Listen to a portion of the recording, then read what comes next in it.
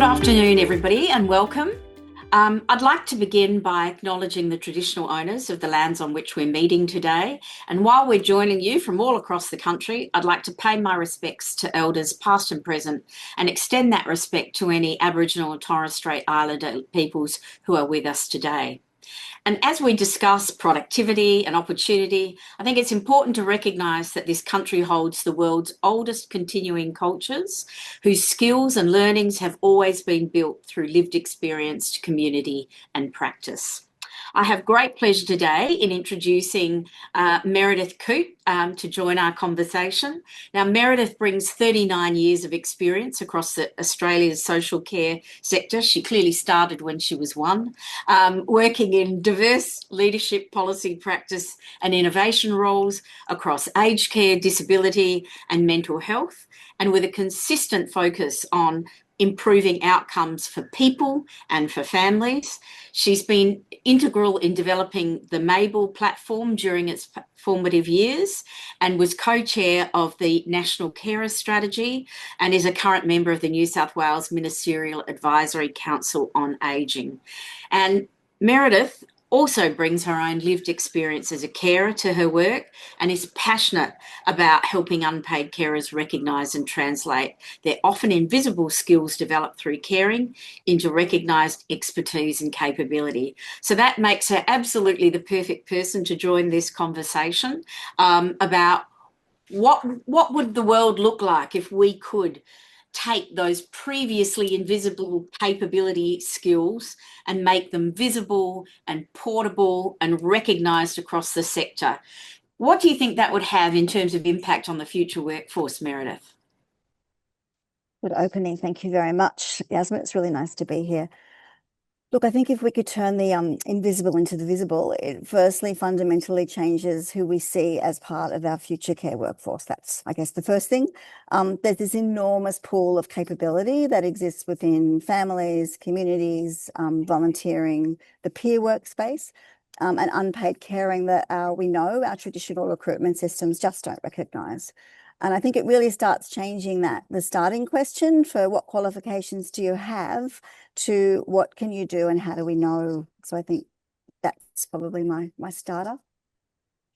And what do you think are the relevance and benefits of someone actually having lived experience in providing that care support work?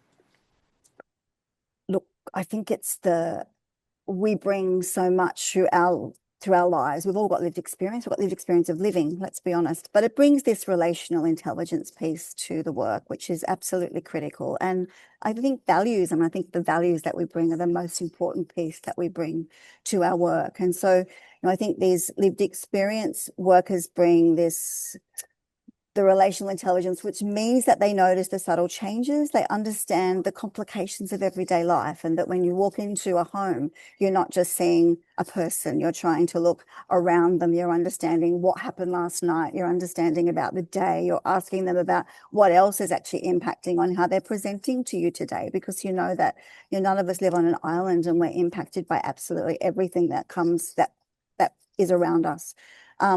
They bring this, I guess, the lack of judgment. So just understanding that life isn't always the way we want it to be. And true adaptability, I think it's this adaptive, flexible, agile piece that, that lived experience unpaid carers bring to the workforce is really critical.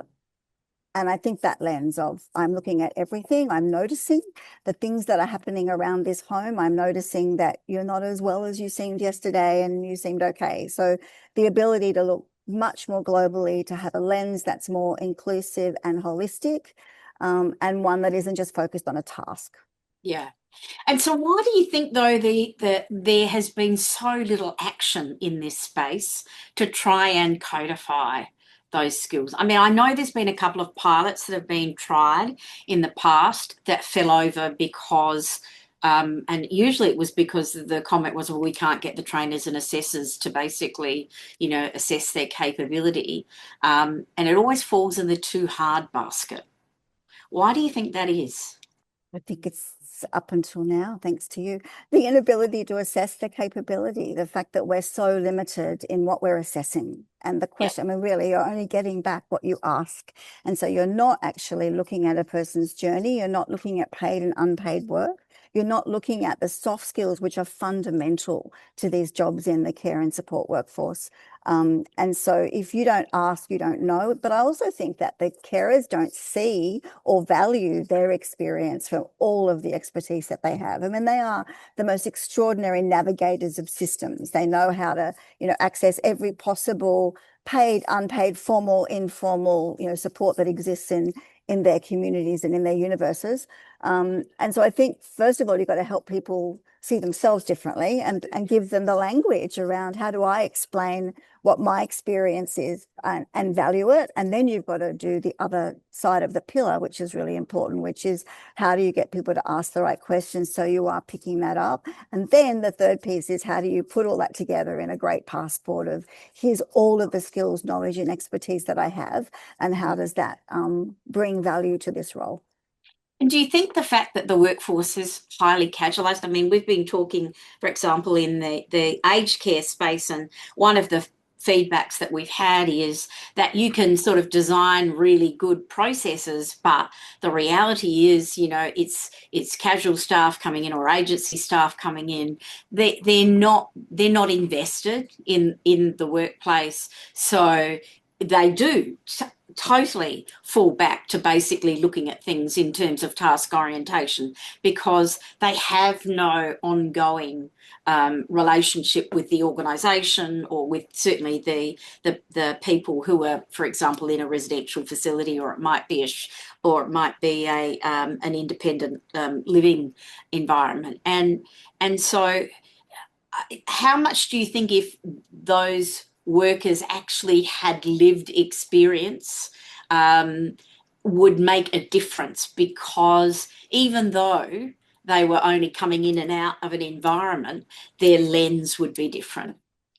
Makes a fundamental difference. And I think, just as an aside, we know that the pricing structures don't allow anyway, even for people who are permanently employed in organizations, it doesn't allow for the training and the really important supervision and perspectives that we all know are really important to understanding our scope of practice. So we're losing that anyway.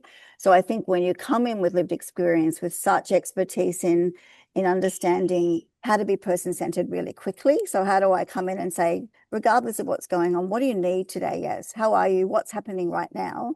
And being able to really focus and not think, well, I've got to go and check that the toilet's clean and the shower's clean. So focusing really quickly is a real skill. So I think getting back to the first part, just the casualization, we have to accept that's, I guess, part of what our workforce is going to be.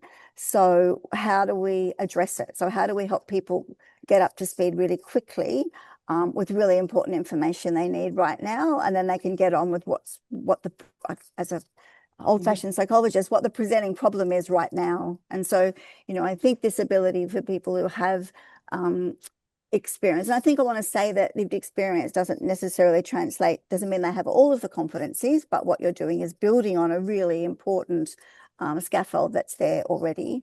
And so I think they do have a better lens at honing in really quickly, understanding the complexities that can occur, and understanding really importantly, which is, I guess, something I learned through the commencement of the Mabel platform, is that, I might be down to come and, I don't know, shower you today, but actually something really hard's happened to you tonight. You don't want to shower. You need to do something else. That I'm going to be flexible enough to understand that's the most important thing that I do first for you.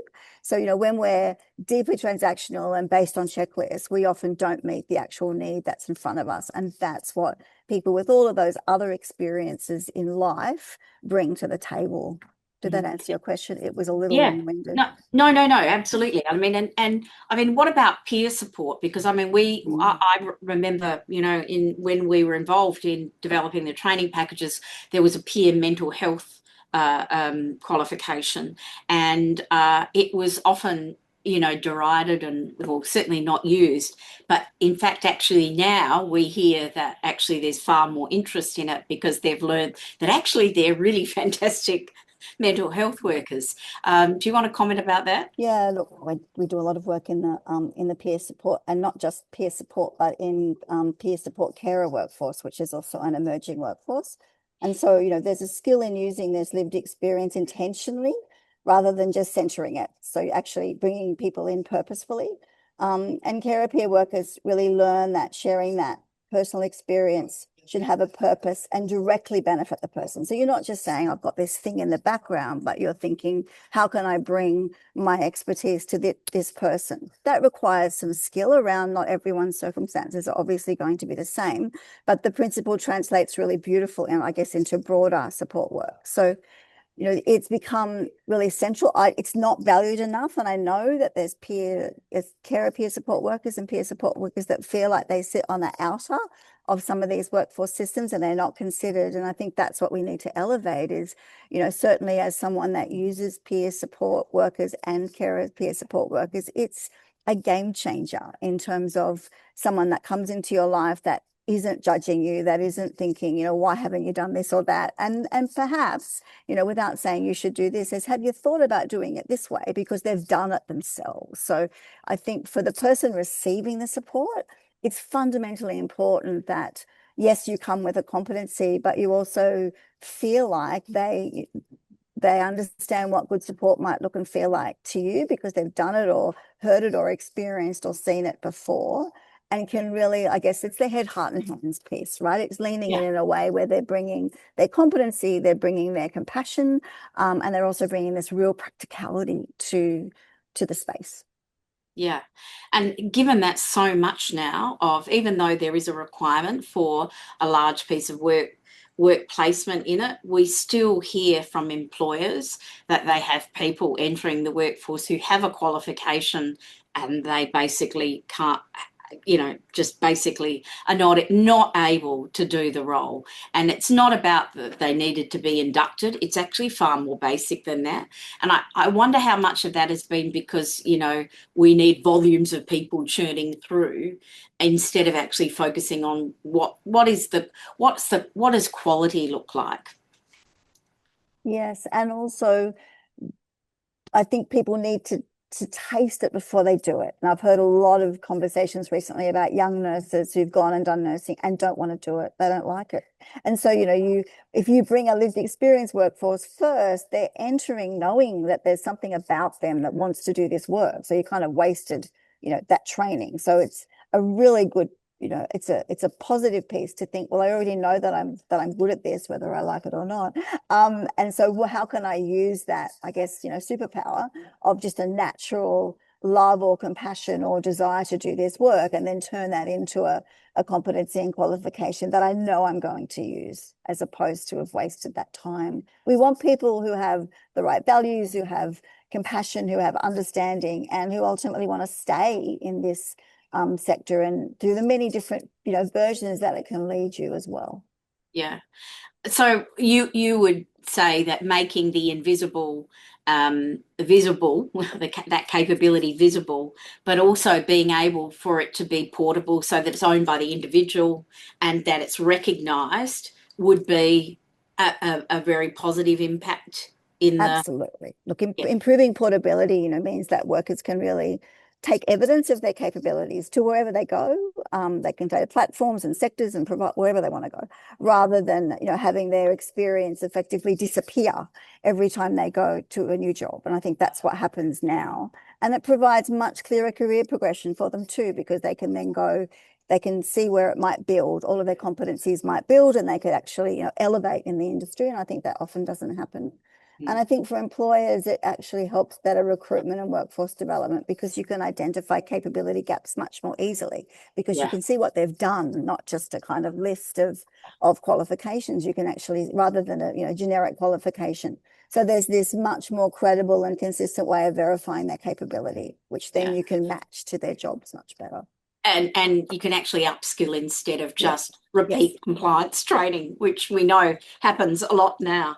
I'd like to introduce Mark. Mark Keough is one of the directors and co-founders of SkillsAware. And Mark, I mean, you also, you work as a mediator and involved in EAP programs as well in your career, as well as obviously having a long passion about how do we recognise life-wide skills. Do you want to add anything before we basically lead into why we've gone on this journey of trying to make the invisible visible? Yeah, all I would say is it's great to hear the affirmation from, the industry expertise that Meredith brings and for what we're doing. Of course, we're finding this across a number of industries. It's not just home care the care workers, because portability's increased in workforces. People don't do lifelong careers anymore. They do life-wide work. And in that sense, it's important to understand how can they document that. And as you say, Meredith, not have to start again from scratch. Sorry, my phone inadvertently rang at a bad time. And so, I just want to affirm everything you both said. We see this clearly. What got me started on this was some years ago trying to match jobs to learning, job descriptions, job profiles to learning outcomes. And they are a bit like oil and water, and that's not okay. And I think the current trend towards open recognition and micro-credentialing and, breaking things down into smaller bits is going to really support the future. Yeah. So do you want to show a bit about the platform, Mark? Why don't we? I'll just do a quick run through, and then it'd be great just to get Meredith's reaction. I know you've perhaps seen it before, but so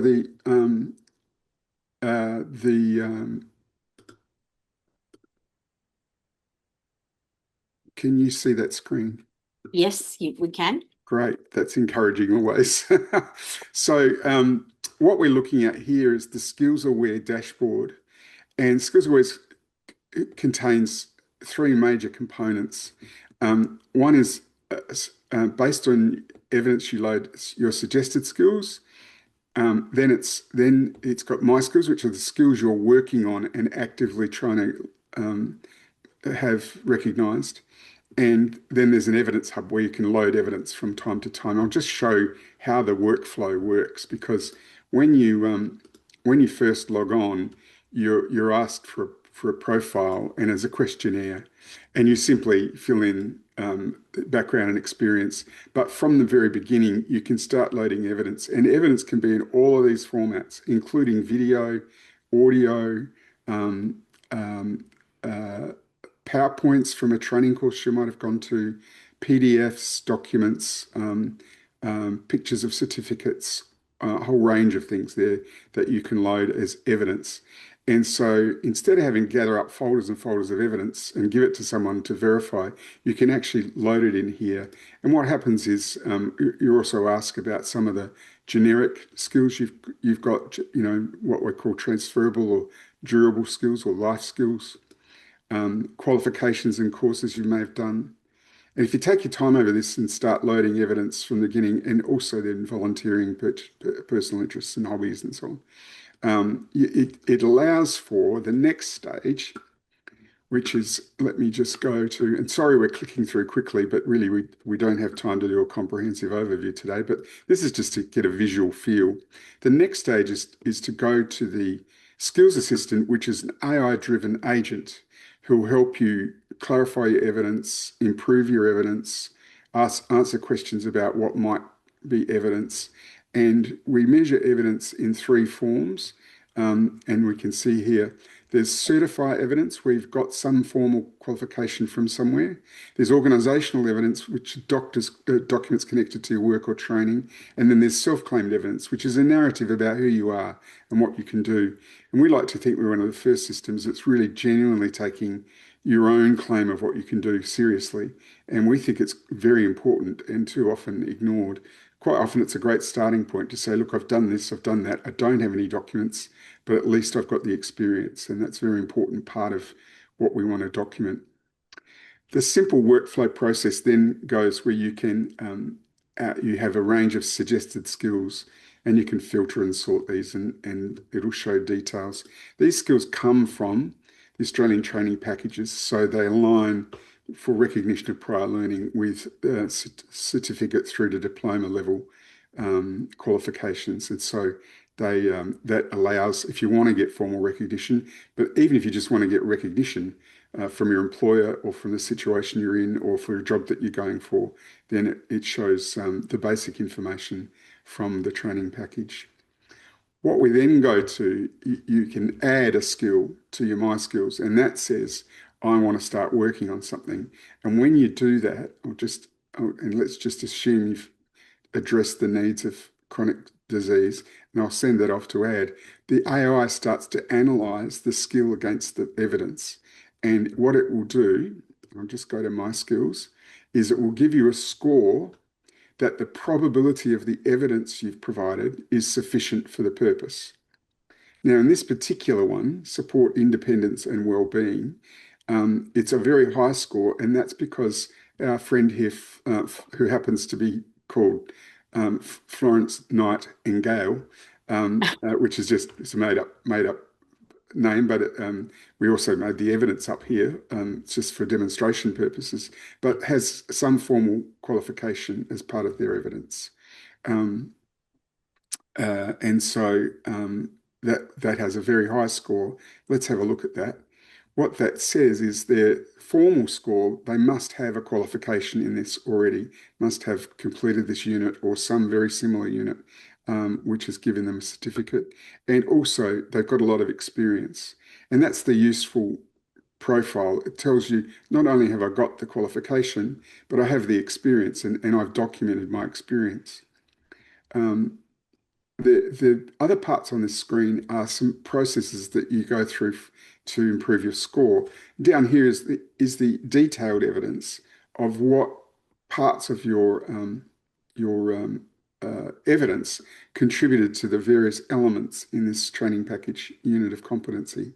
And so promote independence, recognize, support individual differences, and it documents the evidence that shows that.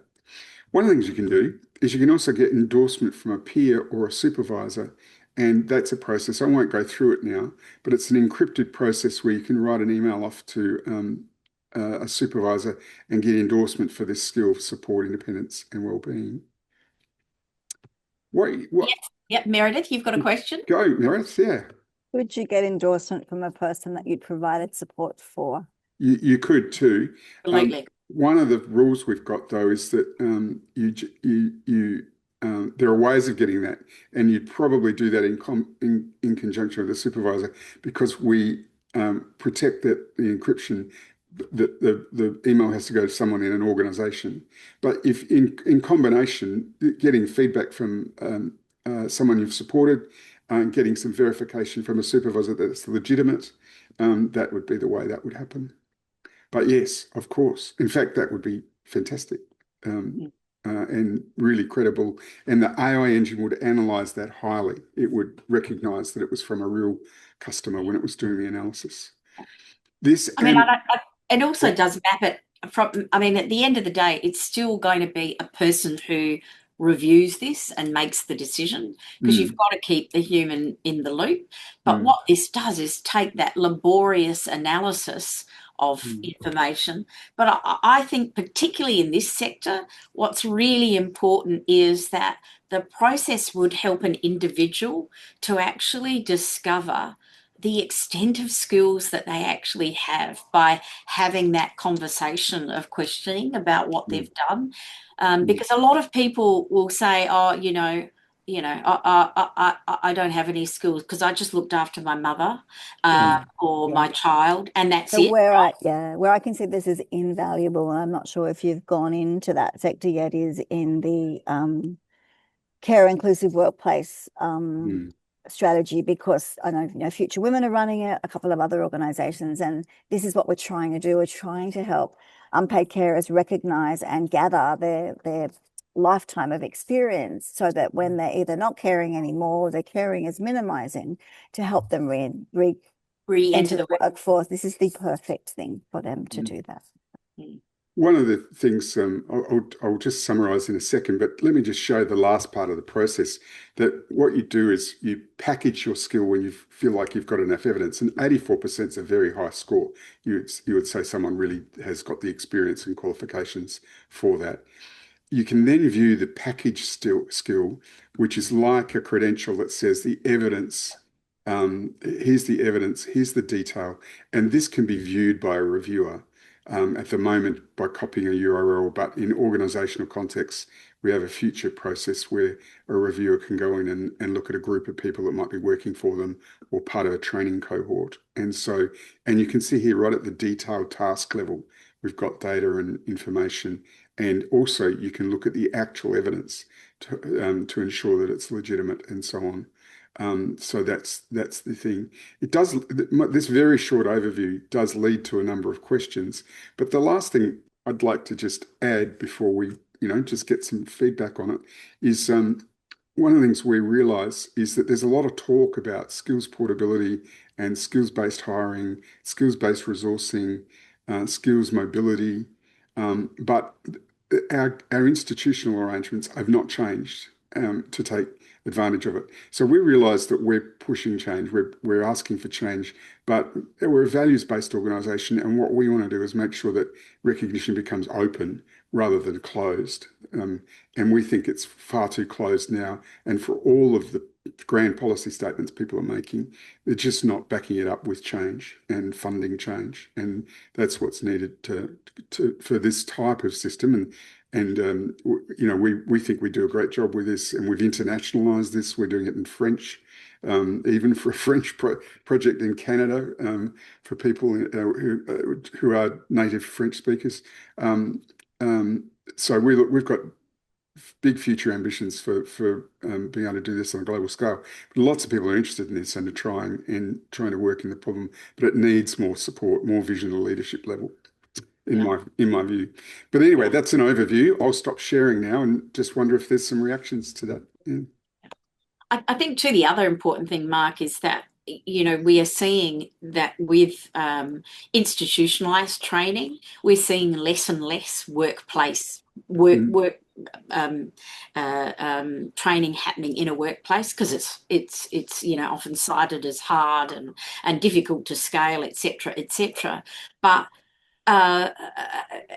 and so the importance then of recognizing what people's life-wide experience is actually becomes even more critical, not less critical. And so you need to have a way in which you can have a mechanism for individuals to actually recognize that, and particularly in volunteer capacities, because there isn't a formal way for you to sort of say, other than I volunteer.